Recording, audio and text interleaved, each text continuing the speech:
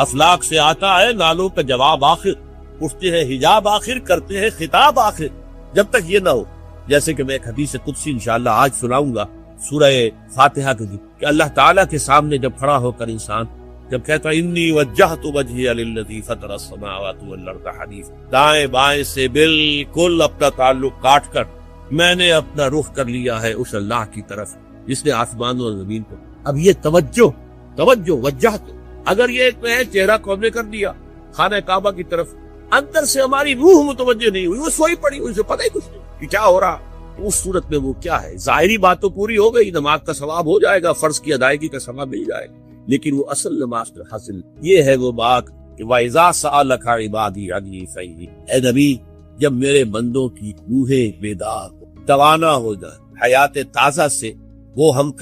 کنار ہو جائیں، اور پھر وہ میرے بارے میں پوچھیں، وہ میرا تقرب حاصل کرنا چاہتا، آپ سے پوچھے تو کہیے میں قریب ہوں۔ اجیب دعوت الداعی اذا دعان، یہ ہے وہ دعا، میں ہر پکارنے والے کی پکار، ہر دعا کرنے والے کی دعا کو سنتا ہوں، قبول کرتا ہوں، جواب دیتا ہوں جہاں کہیں بھی مجھے پکارے۔ اذا دعان، اس میں در حقیقت وہ مفہوم آ گیا ہے where and then where ever، آپ اپنے گھر میں ہو کر پکارے اللہ، آپ بستر پر لیٹے ہوئے پکارے الذین یذکرون اللہ قیاما وقعودا وعلی جنوبہم۔ ہاں ٹھیک ہے، بعض مقامات بعض اوقات قبول دعا کے لیے زیادہ سازگار ہو، حرم میں جا کر دعا مانگی جائے، اور مینا میں عرفات میں خاص طور پر، جبل رحمت پر خاص طور پر، ملتزم جو ہے کعبے کا اس پر خاص طور پر، وہ ایام بھی ہے خاص، لیکن یہ نہیں ہے کہ بقیہ دنوں میں آپ کے اور اللہ کے درمیان کو بڑا فاصلہ ہے۔ یہ سارا دنیا میں مشرکانہ نظاموں نے تصور پیدا کیا، اللہ تو دور ہے دور ہے دور ہے دور ہے، پاک ہے پاک ہے پاک، تم ناپاک ہو ناپاک ہو ناپاک ہو، اور تم تو بڑی پستی میں پڑے ہو، تم اللہ سے براہ راست ہم کلام نہیں،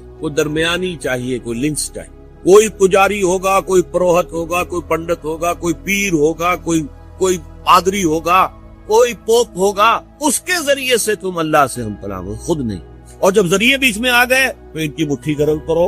ان کی چاپلوسی کرو، ان کو بھی جو ہے چادریں چڑھاؤ، ان کو نذرانے پیش کرو۔ یہ ہے بدترین ایکسپلائٹیشن جو مذہب کے ذریعے سے نوع انسانی کی۔ یہ دو ایکسپلائٹیشن دنیا میں ہوئی ہے تاریخ انسانی، ایک بادشاہوں کی طرف سے خراج دو ہمیں، محنت تم کرو گے کھیت میں، آدھا حصہ ہمارے پاس آئے گا، ہم عیش کریں گے، ہم سٹینڈنگ آرمیز رکھیں گے تاکہ ذرا تم بغاوت کرو تو تمہارا سر کچل دیا جائے۔ یہ ایکسپلائٹیشن بدترین، مانگنے والا گدا ہے، صدقہ مانگے یا خراج۔ دوسری طرف ہم بادشاہ ہیں، ہم چندر بنسی سورج بنسی خاندان ہیں، ہم راجپوت، حکومت کرنا ہمارا حق ہے۔ اور یہ پنڈت پروہت جو ہے وہ بھی کہیں گے کہ ٹھیک ہے، نصف لی و نصف لک وہذا قوم جاہلون، یہ عوام جو ہے ان کا خود چوسو، ہمیں یہ نذرانے پیش کریں، بتوں کو آ کے چڑھائیں، اور تمہیں خراج دیں اور ٹیکس دیں۔ They are to be exploited۔ اسلام نے آ کر دونوں کا کوئی ملوکیت نہیں، زکوٰۃ ہے تو غربا کے لیے، بادشاہ کے لیے نہیں ہے، یہ تو غربا کے لیے، لہذا کوئی ٹیکس نہیں۔ نمبر دو، اللہ سے ہم کلام ہونے کے لیے کسی دربان، کسی جو ہے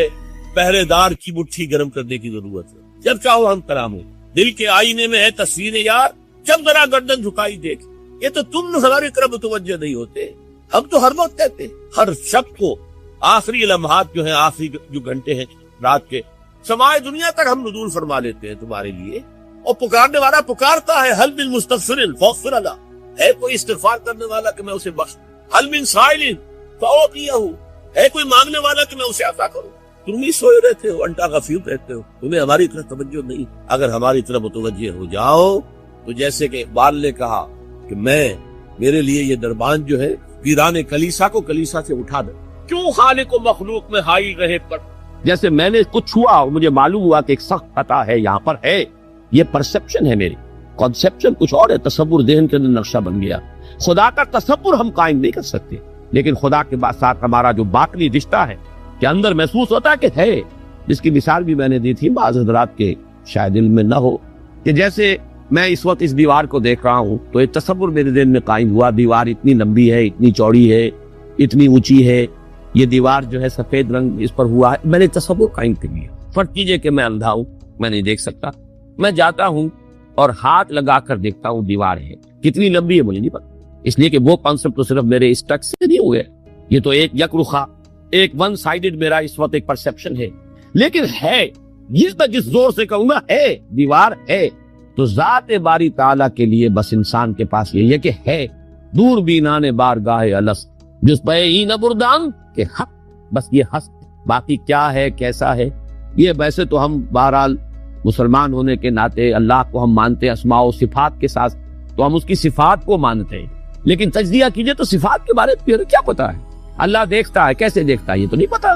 کتنا دیکھتا ہے یہ بھی ہمیں نہیں پتا، یعنی اس کی بھی اصل حقیقت جو ہے دیکھنے کی وہ تو ہم نہیں پالے۔ اللہ کی کوئی ایسی آنکھیں تو نہیں جس سے وہ دیکھتا ہو، ہمارا دیکھنا تو روشنی کا محتاج ہے، روشنی ہو تو ہم دیکھ سکیں گے، کیا اللہ کا دیکھنا بھی کسی شے کا محتاج ہے؟ قطعاً نہیں۔ تو ہم تصور کیجئے اللہ کا دیکھنا کیا ہے، کچھ نہیں معلوم، ہمیں یہ معلوم ہے وہ دیکھ کے، ہمیں یہ معلوم ہے علی کل شیء قدیر، قدرت کتنی ہے اس کی، قدرت کی شان کیا معلوم ہے؟ تو معلوم یہ ہوا کہ صفات کے بارے میں بھی تجزیہ کریں تو ہمارے ہاتھ پلے ہے، وہ سوائے کہ ہم ایک صفت کی ایک مبہم کیفیت کو جانتے ہیں، وہ سمیع ہے، وہ بصیر ہے، وہ خبیر ہے، وہ قدیر ہے، وہ الحی ہے، وہ القیوم ہے، لیکن اس کی زندگی، ہماری تو زندگی کا تصور اعلیٰ ترین زندگی تو ہمارے پاس ہے مخلوقات میں سے، اس زندگی کے ساتھ 100 طرح کی لیمیٹیشنز ہیں، 100 طرح کی مجبوریاں ہیں، لیکن یہ کہ کیا اللہ تعالیٰ کی زندگی بھی اس زندگی پر قیاس کی جا سکتی؟ معاذ اللہ۔ تو معلوم یہ ہوا کہ اللہ تعالیٰ کی ذات کے بارے میں تحیر کے سوا تیسرا ہے تصور جو سب سے بلند ہے، وہ محبوب حقیقی، مطلوب اصلی، لا مطلوب الا اللہ، لا مقصود الا اللہ۔ ایک چوتھا تصور ہے وہ میں بعد میں عرض کروں۔ بہرحال قل هو اللہ احد، اب یہاں لفظ احد، اس لفظ کو بھی نوٹ کیجئے، ویسے تو عام خیال یہ ہے کہ یہ وحد ان کی بدلی ہوئی شکل ہے، چنانچہ عام رائے یہ ہے کہ احد اور واحد ہم معنی ہے۔ اکثر مفسرین نے اردو میں جو ترجمے کیے مترجمین نے، وہ کہو اللہ، وہ اللہ ایک، اگرچہ اس پر خاصا اعتراض وارد ہوتا ہے، وہ بھی اللہ کو ایک مانتے تھے، صرف اس کے ساتھ کسی اور کو ایڈ کر لیا تھا، اس اللہ کو تو دو نہیں مانتے تھے، وہ جو بڑا اللہ تھا وہ تو ان کے نزدیک بھی ایک ہی تھا، اور ایک تو ہر شے ایک ہوتی ہے، جو معبود ہے 10 تو ان میں سے بھی ہر ایک اپنی جگہ پر تو ایک ہے، ایک کمپوز ایک اس کا وجود ہے، لیکن بہرحال چونکہ اکثر و بیشتر رائے یہ ہے کہ احد اور واحد تقریباً ہم مانی ہے، ترجمہ کیا گیا کہہ دو وہ اللہ ایک ہے، اور یہ کہ واحد ہی کی بدلی ہوئی شکل احد ہے، یہ تو ہے تقریباً بالعموم جو رائے ہے، لیکن میرے علم میں آج ہی یہ بات آئی ہے اور وہ میں آپ تک بھی منتقل کر رہا ہوں۔ امام راغب اصفہانی، ظاہر بات ہے لغت کے تو بہت بڑے امام ہیں، اور مفردات القرآن پر ان کی کتاب جو مارکت الدارا ہو مشہور، انہوں نے اسے علیحدہ مادہ قرار دیا، احد ان کو الف ہا دال، الف شروع میں الف کے تختی میں ڈال، واحد کے ساتھ شامل نہیں کیا، معلوم ہوا کہ یہ اپنی جگہ پر ایک مستقل مادہ ہے ان کے نزدیک، یہ وقت سے اس کا تعلق نہیں بلکہ احد اپنی جگہ پر ایک مستقل علیحدہ مادہ ہے، اور اسی اعتبار سے انہوں نے اسے وحد سے علیحدہ کر کے الف کی تختی کے اندر لیا۔ اب اس کا جہاں تک استعمالات ہیں اس میں بھی اتفاق ہے، 3 اس کے استعمالات ہیں، سب سے زیادہ استعمال اس لفظ کا ہوتا ہے نفی مطلق کے لیے، کمرے میں کوئی نہیں ہے، ایک بھی نہیں، جب یہ کہنا ہو تو احد کا لگ رہا ہے، باقی کوئی نہیں ہے، ایک بھی نہیں، اکیلا۔ اسی معنی میں قرآن مجید میں یہ لفظ بہت مرتبہ آیا ہے، خاص طور پر آپ سورہ کہف کو اگر دیکھیں گے، لا یشرک فی حکمہ احد، اللہ اپنے حکم اور اپنے اختیار میں کسی کو نہیں شریک، کسی ایک کو بھی نہیں کرتا، یعنی یہ نفی میں مبالغے کے لیے یہ لفظ استعمال ہوا، اور سورت ختم بھی ہوئی ہے فمن کان یرجو لقاء ربہ فلیعمل عملا صالحا ولا یشرک بعبادۃ ربہ احد۔ احد کا اکثر و بیشتر استعمال عربی زبان میں نفی مطلق، کوئی نہیں، کوئی بھی نہیں، ایک بھی نہیں، جب اس کو کہنا ہو تو لفظ احد سے کا سہارا لیا جاتا، یا پھر یہ لفظ آتا ہے مضاف یا مضاف الیہ ہو کر، جیسے عشرات کے ساتھ آئے گا، احد عشرہ کوکبا، یا احد و عشرون جمع کر کے یہ گنتی کے ساتھ یہ مضاف ہو رہا ہے، اور یا یہ کہ جیسے کہ مضاف الیہ ہوتا ہے، فاما احدکما فیسقی ربہ خمرا، حضرت یوسف علیہ السلام نے فرمایا تھا ان 2 نوجوان جو داخل ہوئے تھے جیل میں ان کے ساتھ، انہوں نے اپنے اپنے خواب بیان کیے، تم میں سے، تم 2 میں سے ایک، احدکم، جیسے کہ حدیث میں آتا ہے لا یؤمن احدکم حتی یحب لنفسہ حتی یحب لاخیہ ما یحب لنفسہ، یا لا یؤمن احدکم حتی یکون ہواہ طبعا لما جئت بہ، یا یہ کہ لا یؤمن احدکم حتی اکون احب الیہ من والدہ وولدہ والناس اجمعین۔ اب یہ 3 احادیث آ گئی زبان پر، تو احدکم یہ گویا کہ مضاف ہو کر آ رہا ہے، اس طریقے سے یہ لفظ مضاف ہو کر یا مضاف الیہ ہو کر استعمال ہے۔ صرف قرآن مجید میں یہ لفظ ذات باری تعالیٰ کے لیے علیحدہ سے مستقل ایک صفت کے طور پر آیا ہے، قل هو اللہ احد، یہ ایک خاص بات ہے، اس کو نوٹ کر لیجیے۔ یہ لفظ کا یہ استعمال اس اعتبار سے، صفت کے اعتبار سے کسی اور کے لیے، غیر اللہ کے لیے ہے ہی نہیں۔ قل هو اللہ احد، یہ اس یہاں پر آ رہا ایک مستقل صفت علیحدہ، لیکن یہ صرف اللہ۔ اب یہاں میں عرض کروں گا کہ میں اس کا ترجمہ جو میں نے آپ کو گنوائے ہیں، مولانا فرائی نے کیا ہے بے ہما۔ قل هو اللہ احد اللہ الصمد، کہہ دو اللہ بے ہما ہے، اللہ باہما ہے۔ اصلاحی صاحب ان کے شاگرد ہیں، انہوں نے ترجمہ کر دیا ہے بے ہما کا ترجمہ، کہہ دو اللہ سب سے الگ ہے اور اللہ سب کے ساتھ ہے۔ صمد اللہ سب کے ساتھ ہے، باہما اور احد بے ہما اللہ سب سے الگ۔ عام طور پر اردو مترجمین، شیخ الہند کو بھی میں نے دیکھا، مولانا اشرف علی تھانوی رحمہم اللہ دونوں کو دیکھا، کہہ دو اللہ ایک ہے، لیکن یہ کہ بہرحال میرا مزاج، میرا ذوق اس ترجمے کو قبول نہیں کرتا۔ واحد اور ہے، احد اور، یہ شان ہی علیحدہ ہے۔ اس لفظ کو واحد کے بالکل برابر کر دینا، کم سے کم میرا ذوق اسے قبول نہیں کرتا۔ ویسے قرآن میں وہ لفظ بھی آیا، الواحد القہار، للہ الواحد القہار، واحد ہے، الواحد ہے، لیکن احد یہ شے ہی اور۔ بہت قریب گئے ہیں مولانا مودودی، وہ لفظ لائے ہیں، کہہ دو اللہ یکتا۔ یکتا کا لفظ میرے نزدیک بہت قریب کی تعبیر، لیکن میں اس کو ایک خاص، میرا چونکہ اپنی ایک رائے ہے اس کے اعتبار سے اس کا میں ترجمہ کر رہا ہوں، کہہ دو اللہ اکیلا۔ اکیلا وہ ہے جس کے ساتھ کوئی نہیں، اکیلا کس اعتبار سے؟ یہ ہے اصل میں وہ نقطہ۔ اللہ ایک تو اس اعتبار سے اکیلا ہے کہ وہ صرف ایک اکیلا واحد معبود ہے اور کوئی معبود اس کے ساتھ میں۔ سورہ کافرون کے ساتھ جب آپ جوڑیں گے تو یہ تصور نمایاں ہو کر سامنے آئے، میرا اللہ وہ اللہ ہے جو اکیلا ہے، اس کے ساتھ کوئی اور الہ نہیں، لا الہ الا اللہ، اللہ کے سوا کوئی معبود نہیں۔ یہ در حقیقت مفہوم بنا قل هو اللہ احد، بات وہی ہے جو لا الہ الا اللہ میں کہی گئی ہے، لیکن یہ کہ یہاں پہ اسلوب بدل گیا، قل هو اللہ احد، وہ اکیلا، کوئی اس کے ساتھ نہیں۔ لیکن اسی کا ایک انتہائی بلند مقام ہے، مقام وہ خطرناک ہے، عام لوگوں کی ذہن سے ذرا بلند تر، اسی لیے عوام اس کے بارے میں مغالطوں میں مبتلا ہوتے ہیں۔ اور آج کل کا ہمارا ایک بہت بڑا طبقہ کیونکہ زیر اثر ہے کچھ ایسے مفکرین کے کہ جن کا ذوق وہ نہیں تھا جو اس سطح کا ہو جو میں ابھی عرض کر رہا ہوں، لہذا وہ اسے شرک سے بھی تعبیر کر بیٹھتا ہے، اور وہ ہے توحید وجودی۔ وہ اکیلا ہے، اکیلا ایمانی، یہ وجود حقیقی صرف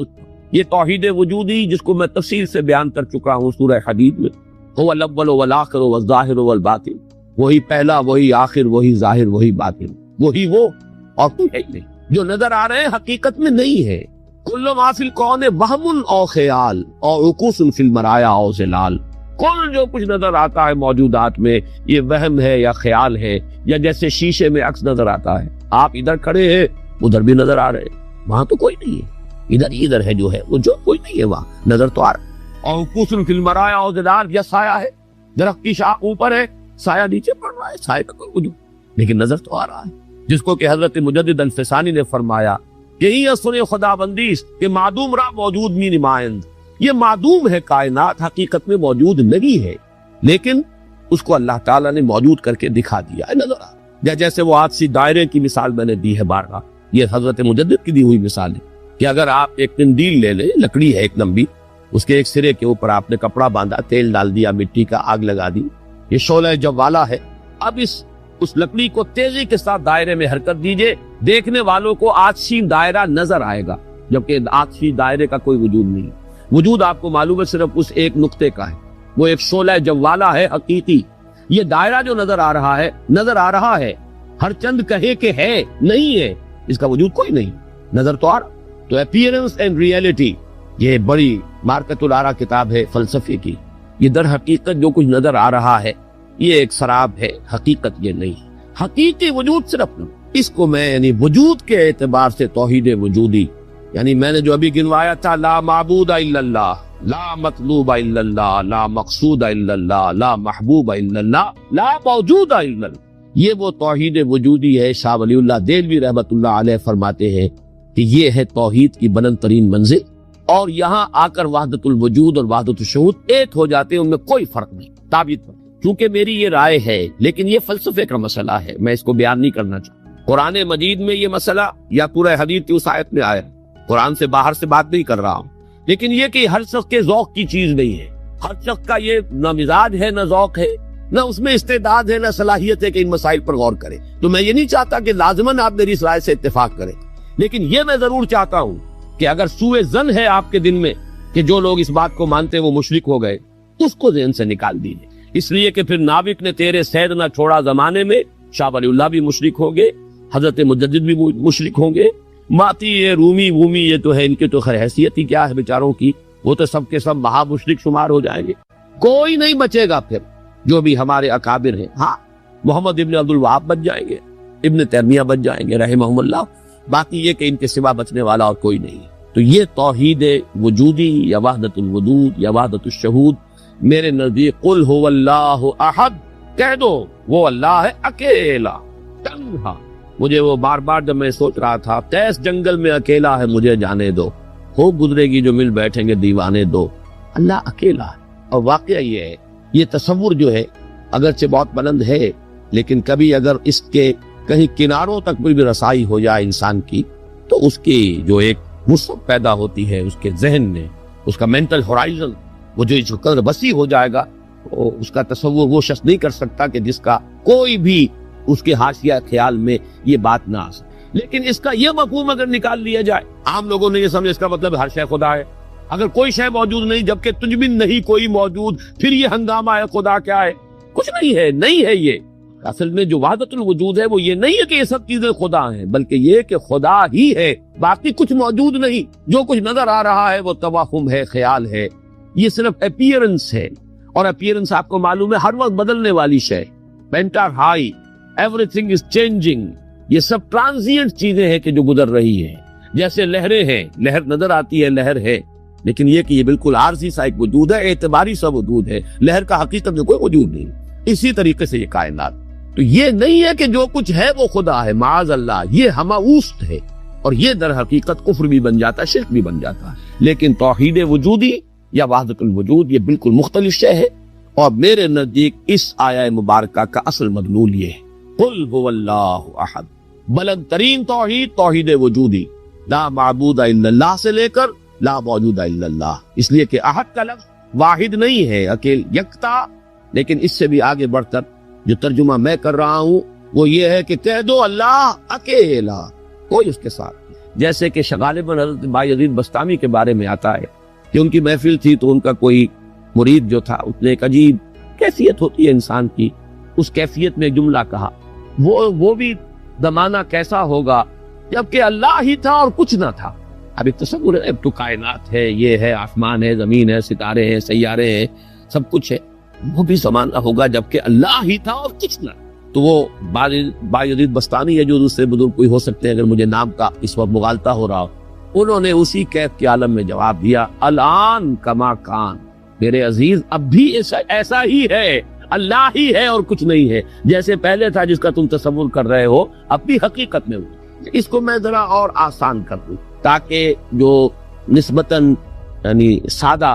مزاج حضرات ہیں ان کی سمجھ میں بھی یہ بات آ جائے، کسی مغالطے میں نکلا نہ۔ دیکھیے جب ہم کہتے ہیں لا محبوب الا اللہ، کیا معنی ہے اس کو؟ یہ معنی تو نہیں ہے کہ اولاد سے محبت نہ کرو، یہ تو دین کی تعلیم نہیں،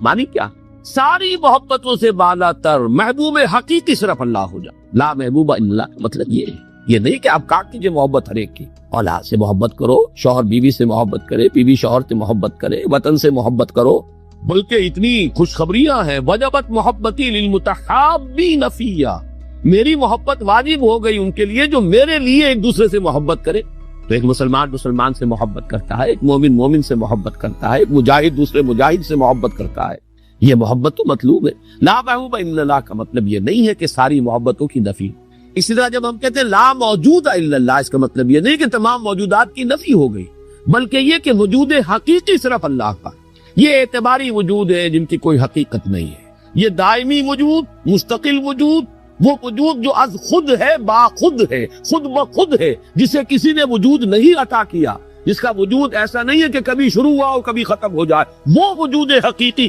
صرف اللہ۔ اب اس میں تو کوئی اشکال نہیں رہے، اس معنی میں اگر کہا جائے لا موجود الا اللہ تو ہر شک ہے۔ اس کی ایک اور مثال میں آپ کو دے، دعا استخارہ میں حضور فرماتے ہیں فَإِنَّكَ تَعْلَمُ وَلَا أَعْلَمُ وَتَقْدِرُ وَلَا أَقْدِرُ، اے اللہ میں تجھی سے استخارہ کر رہا ہوں، انی استخیرک بعلمک واستقدرک بقدرتک واسألک من فضلک العظیم فإنک تقدر ولا اقدر وتعلم ولا اعلم۔ تو جانتا ہے میں نہیں جانتا، تو قدرت رکھتا ہے مجھے کوئی قدرت حاصل نہیں، تو کیا کوئی قدرت حاصل نہیں تھی؟ کیا کچھ علم حاصل نہیں تھا؟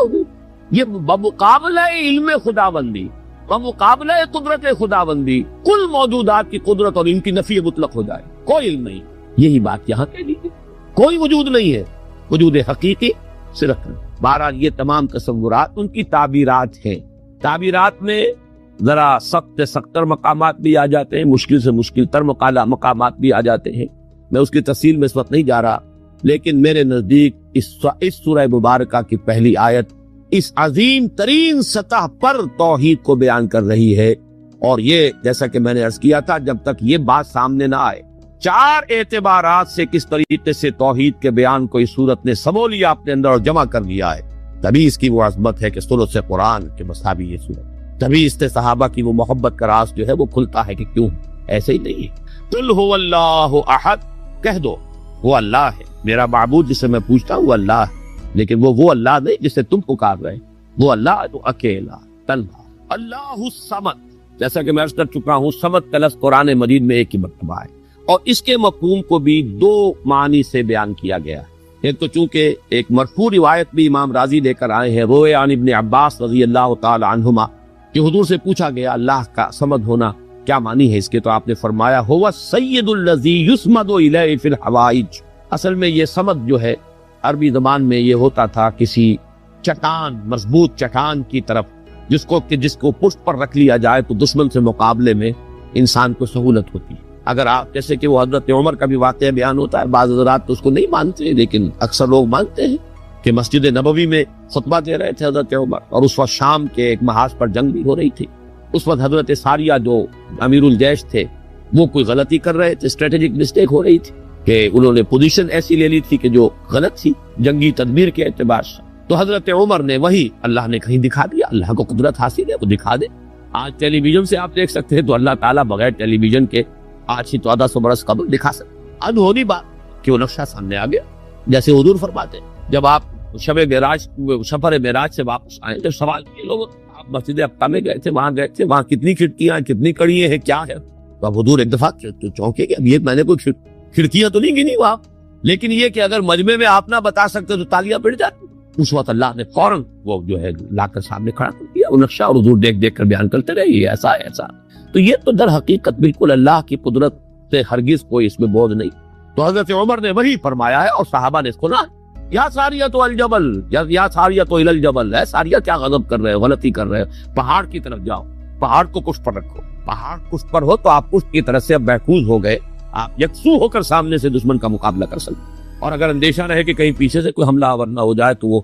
توجہات جو ہے وہ منقسم رہیں گی۔ بہرحال یہی معاملہ ہے صمد کا، وہ ہستی جس کی طرف رجوع کیا جائے، جس کو پناہ گاہ سمجھا جائے، جس کی طرف اپنی مشکلات کے اندر رجوع کیا جائے، اور اس اعتبار سے پھر وہی مطلوب بن جاتا ہے، وہی مقصود بن جاتا ہے، وہی محبوب بن جاتا ہے، اسی کی عزت کی جاتی ہے، اسی کی تکریم ہوگی، اسی کا اعزاز ہوگا، اس کے سامنے انسان جو ہے وہ اپنے آپ کو جھکائے گا، جس بڑے بڑے سردار۔ تو یہ سمد جو ہے اس معنی میں، اور ایک سمد وہ شے ہے جس کو کھوکھلی نہ ہو، لا جوف لہو، بہت مضبوط اپنی جگہ پر توانا چٹان۔ ایک تو وہ چٹان ہے جو کھوکھلی ہے، لیکن یہ کہ ایک چٹان وہ ہے جو مضبوط اور بالکل سالڈ چٹان۔ ان دونوں اعتبارات سے اللہ الصمد کا ترجمہ اب مولانا فرائی، مولانا اصلاحی صاحب کا تو یہ ہوا کہ اللہ تعالی با ہما ہے، ذات میں بے ہما، کسی سے اس کا کوئی تعلق نہیں، یکتا بلکہ اکیلا۔ لیکن یہ نہیں ہے کہ مخلوق سے ملک گیلانی کی وصیت اور تعلیمات کو کتنے لوگ نہیں جانتے، یہ جن مقامات تک پہنچے ہیں وہ کس چیز کی بدولت پہنچے، انہوں نے جو پیغام دیا وہ کیا تھا؟ اے میرے بچے، اس طریقے سے قرآن مجید میں حضرت لقمان کی نصیحتیں جو ہے نقل کر دی گئی۔ میں یہ کروں گا بالفرض اگر قرآن حضرت عبد القادر جیلانی کے بعد نازل ہوا ہوتا تو شیخ عبد القادر کی یہ نصیحتیں بھی قرآن میں درج ہوتی، اتنی اونچی نصیحتیں۔ اے میرے بچے، اس حقیقت کو ذہن نشین کر لے، لا فاعل فی الحقیقت ولا مؤثر الا الا اللہ، اس کائنات میں نہ کوئی فاعل حقیقی ہے نہ مؤثر حقیقی ہے سوائے اللہ۔ کسی شے میں کوئی تاثیر نہیں اگر اللہ نہ چاہے، آگ جلا نہیں سکتی اگر اللہ نہ چاہے، پانی دبو نہیں سکتا اگر اللہ نہ چاہے، زہر ہلاک نہیں کر سکتا اگر اللہ نہ چاہے، کوئی چیز فائدہ نہیں پہنچا سکتی اگر اللہ نہ چاہے۔ تو در در پہ کیوں سر جھکاتے ہو، در در پر کیوں جبیں سائی کرتے ہو، سب کے سامنے کیوں ہاتھ پھیلاتے ہو؟ ایک اللہ سے مانگو، ایک اللہ کے سامنے جبین سر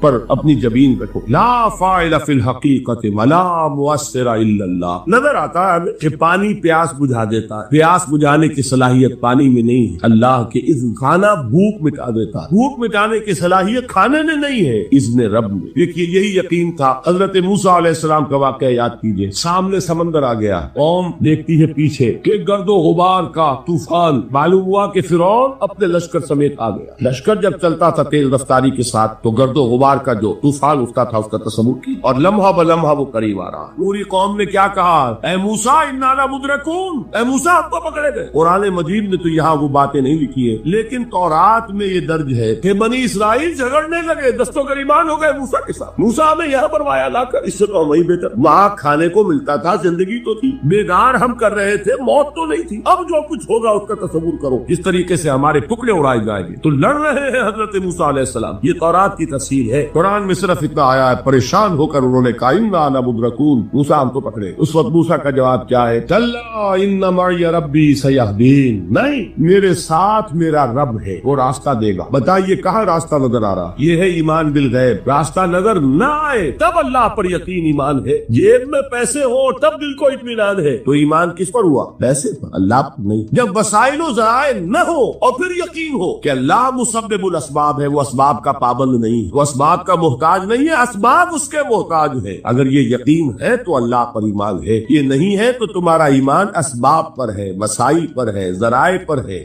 مادیات پر ہے، اللہ پر نہیں۔ اس وقت کہاں راستہ تھا؟ تو راستہ تھا سمندر ہے اور ادھر سے لشکر آ گیا ہے۔ کلا ان معی ربی سیہدین۔ اب دیکھیے ایمان کہہ دینا آسان ہے، ہوا معکم اینما کنتم، جہاں کہیں بھی تم ہوتے ہو اللہ تمہارے ساتھ ہوتا ہے، لیکن اس کا یقین قائم ہو جائے تو زمین و آسمان فرق واقع ہو جائے۔ الف لام میم یہ حروف مقطعات ہیں جن کے بارے میں اجمالی گفتگو سورہ بقرہ کے آغاز میں ہم کر چکے ہیں۔ اللہ لا الہ الا هو الحی القیوم، یہ الفاظ آیت الکرسی کے آغاز میں سورہ بقرہ میں آتے۔ ایک بات نوٹ کر لیجئے کہ ایک حدیث میں آتا ہے کہ اللہ کا ایک اسم اعظم ہے کہ جس کے حوالے سے اگر کوئی چیز اللہ سے مانی جائے تو وہ ضرور دیتا ہے، لیکن اس کو حضور نے بتایا نہیں کہ وہ اسم اعظم کون سا ہے۔ کچھ اشارے کیے، جیسے رمضان میں ایک شب ہے لیلۃ القدر جو 1000 مہینوں سے افضل ہے، تعین کے ساتھ نہیں بتایا وہ کون سی، تاکہ تلاش کرو، زیادہ ذوق و شوق کا معاملہ ہو۔ لیکن جو اشارات آپ نے کیے ہیں اس سے اندازہ ہوتا ہے، کیونکہ یہ فرمایا گیا کہ یہ 3 سورتوں میں ہے، سورہ بقرہ میں، سورہ آل عمران میں اور سورہ طٰہٰ میں۔ وہ الفاظ الحی القیوم جو مشترک ہیں، سورہ بقرہ میں آیت الکرسی میں آئے ہیں،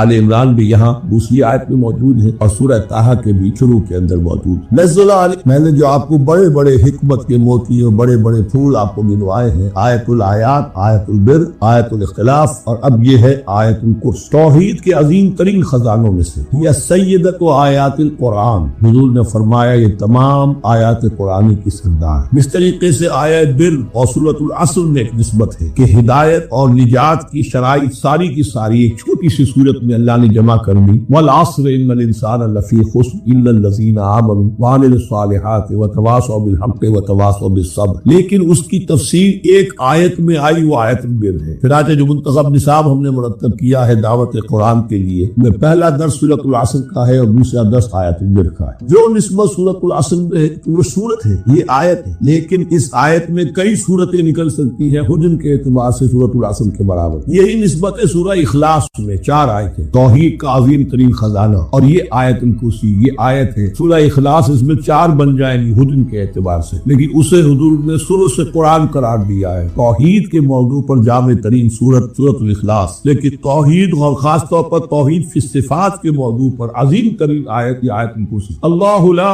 الہ الا ہو، اللہ وہ معبود برحق ہے جس کے سوا کوئی الہ، بڑا کیٹیگورک۔ الحی القیوم، وہ زندہ ہے از خود اور باخود، اس کی زندگی مستعار نہیں ہے۔ وہ جو کہا تھے مانگ کے لائے تھے 4 دن، 2 آرزو میں کٹ گئے، 2 انتظار میں، عمر دراز مانگ کے لائے تھے۔ اللہ کی زندگی ہے اس کی از از خود زندگی کسی کی دی ہوئی نہیں، اور اس زندگی میں کوئی ضعف نہیں، کوئی کمزوری نہیں، کوئی احتیاط نہیں، آگے آ جائے گا، نہ اسے نیند آتی ہے نہ اونگ آتی ہے۔ قیوم صرف اپنی جگہ وہ زندہ جاوید ہستی ہے، اور باقی ہر شے کا وجود اس کے حکم سے قائم، کوئی شے قائم نہیں ہے بغیر اس کے اذن۔ تو گویا کہ الحد، احد اور الصمد، اللہ اپنی جگہ احد لیکن باقی پوری کائنات کے لیے صمد۔ جو سورہ اخلاص میں دو الفاظ آئے ہیں، قل هو اللہ احد اللہ الصمد، اللہ حی ہے اور قیوم، لا تاخذہ سنۃ ولا نوم، اس پر غالب نہیں ہو سکتی نہ نیند نہ اونگ۔ لہ ما فی السماوات و ما فی الارض، آسمان اور زمین میں جو کچھ ہے اسی کا ہے، ملکیت تامہ، ملکیت حقیقی اسی۔ من ذا الذی یشفع عندہ الا باذنہ، کون ہے وہ جو شفاعت کر سکے اس کے پاس مگر اس کی اجازت۔ اب یہ مقام آیا ہے سورہ بقرہ میں پہلی مرتبہ، 3 مرتبہ کیٹیگوریکل ڈینائل کے بعد، کوئی شفاعت نہیں، کوئی شفاعت نہیں، کوئی شفاعت۔ یہاں بھی جو انداز ہے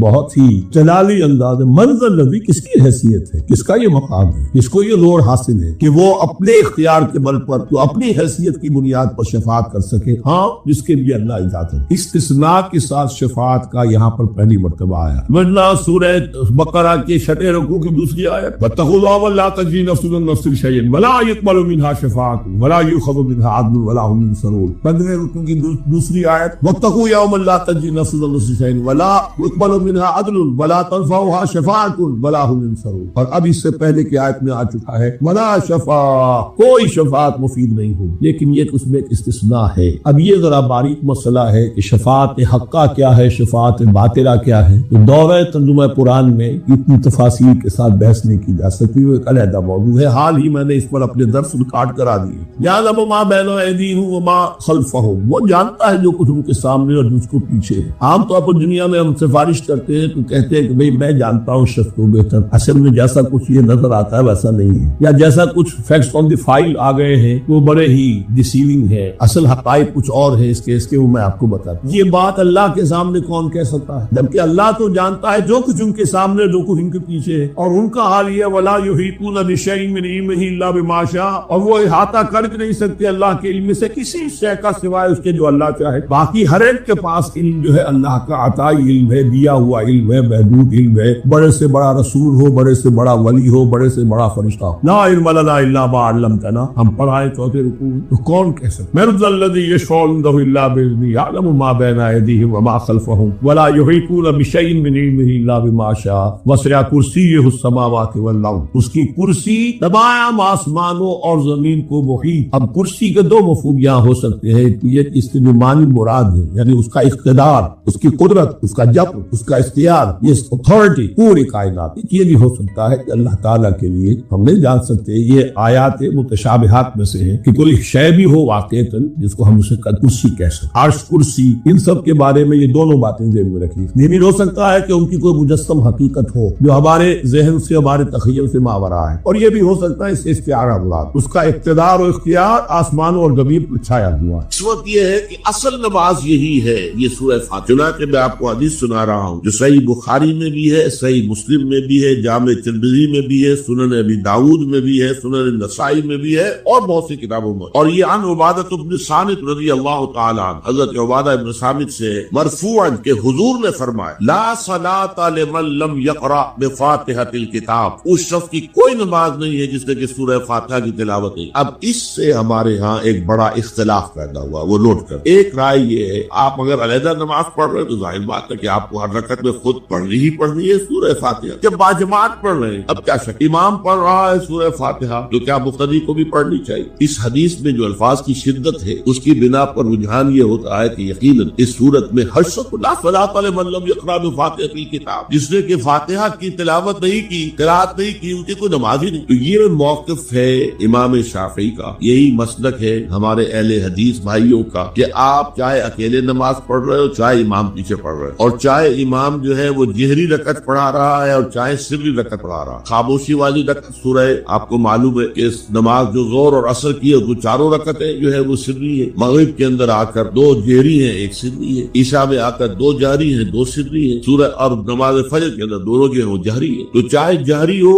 چاہے سری، آپ کو بھی لازماً جو مقتدی ہے اسے بھی سورہ فاتحہ پڑھنی ہوگی۔ اب اس کے لیے انہوں نے یہ طریقہ جو ہے تلقین کیا ہے کہ امام تیزی سے نہ پڑھے، رک رک کر الحمدللہ رب العالمین، اس کے بعد اتنا وقفہ دے دے کہ جو مقتدی ہے وہ بھی کہہ لے اپنے دل میں یا اب پڑھ لے الحمدللہ رب العالمین الرحمن الرحیم. یہ رک رک کر پڑھنا، خاص طور پر اگر آپ کو موقع ہوا ہو کسی اہل حدیث امام کی امامت میں نماز ادا کرنے کا، تو آپ دیکھیں گے کہ بڑا فرق ہے. ہمارے جو حنفی امام الحمدللہ رب العالمین الرحمن الرحیم مالک یوم الدین ایاک نعبد و ایاک نستعین، 4 آیتیں جو ہے وہ بھی ایک ساتھ میں پڑھ جائے. لیکن یہ کہ عام طور پر جو اہل حدیث حضرات ہیں وہ رک رک کر ٹھہر ٹھہر کر پڑھتے ہیں، ترتیل کے انداز میں پڑھتے ہیں. یا پھر دوسری شکل انہوں نے ایک اور، یہ آپ سعودی عرب میں جب کبھی نماز پڑھیں گے اور آپ پڑھی ہو آپ نے، تو وہاں آپ دیکھیں گے کہ امام جو ہے وہ سورہ فاتحہ پڑھنے کے بعد کوئی 1 منٹ جو ہے خاموش، تاکہ آپ اب جو مقتدی ہے وہ اس وقفے میں وہ اب سورہ فاتحہ پڑھے، پھر وہ قرات کرے گا، کوئی اور آیات اس نے شامل کرنی ہے تو بعد میں شروع کرے گا، درمیان میں وقفہ. لیکن ایک مسلک یہ ہے، اور یہ مسلک جو ہے یہ در حقیقت قرآن مجید کی ایک آیت کے اوپر مبنی. سورہ اعراف کے آخر میں فرمایا گیا وَإِذَا قُرِئَ الْقُرْآنُ فَاسْتَمِعُوا لَهُ وَأَنصِتُوا، جب قرآن پڑھا جا رہا ہو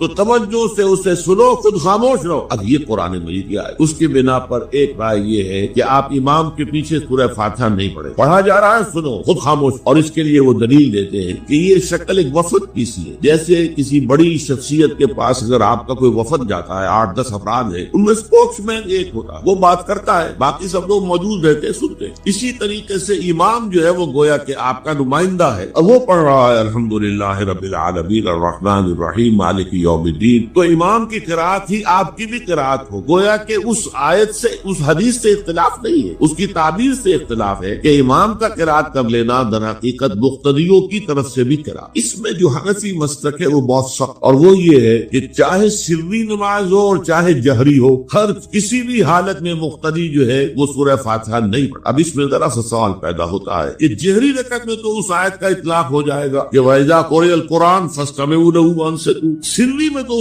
اس آیت کا اطلاق نہیں ہوتا. بہرحال یہ مسلک ہے امام شافعی کا، ایک انتہا پر ہے، ہر صورت میں سری ہو یا جاری ہو آپ کو پڑھنی ہی پڑھنی ہے. اور امام ابو حنیفہ دوسری انتہا پر ہے کہ چاہے سری ہو چاہے جاری ہو کسی شکل میں نہیں. امام مالک کا مسلک ہے درمیان، اور میں اس میں کوئی جھجک محسوس نہیں کرتا کہ میں آپ کے سامنے عرض کر دوں کہ میں اس پر عمل کر رہا ہوں. وہ کیا ہے؟ چہری نماز میں خاموش رہو اور سنو. اس آیت کا اطلاق ہو جائے گا جب بلند آواز سے پڑھ رہا ہے امام تو پوری توجہ، فاستمعوا له، اپنی پوری توجہ کو اس کے سننے کے اوپر مرکوز کر دو اور خود خاموش. سری رکعت میں البتہ جبکہ وہ بھی خاموشی سے پڑھ رہا، آپ بھی خاموش. بہرحال ان چیزوں میں میں نے یہ سب کوئی بیان کیا ہے تو اس سے جو میرا مقصود ہے وہ یہ ہے کہ معلوم ہو جائے کہ اس میں کوئی بڑی بنیادی بات نہیں. نہ یہ کہ جو حنفی ہے وہ اس حدیث کا انکار کرتے ہیں کہ لا صلاۃ لمن لم یقرأ بفاتحۃ الکتاب، کیسے وہ انکار کریں گے؟ اور نہ ہی کوئی جو حنبلی ہے یا اہل حدیث ہے وہ قرآن کی اس آیت کا